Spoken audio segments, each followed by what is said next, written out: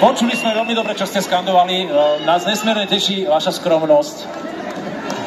A veríme tomu, že sa potešíte, keď budeme o 100% štedrejší, ako ste si pýtali. Tak to sa naozaj máte na čo tešiť. Napríklad na romantický klavírny úvod prídavku.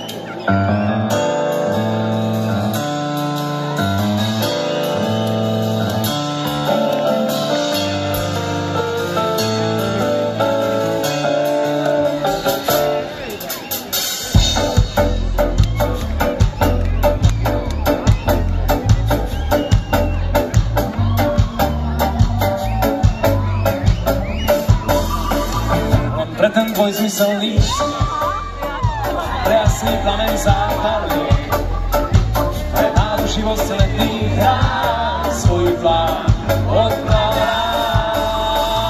Len pre ten úsmev pácha škriabem sa po vrcholkoch striech, pre večer plný dobrých správ svoj plán odkladám.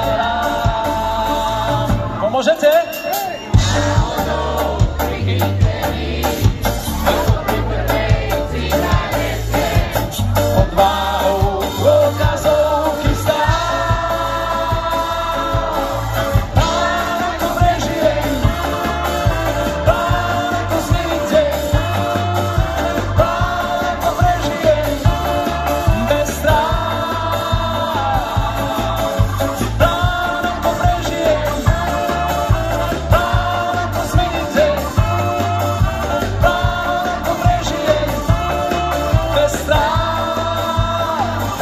Ten zhodný pohľad, čokoľvek, čo pri sebe mám. Si mám priavky po kvapkách, svoj plán odkladám. Len pre tú vôňu periná, pre účasť na súkromných hrách, pre potulky po dolinách, svoj plán odkladám. Je to vaše krompachy?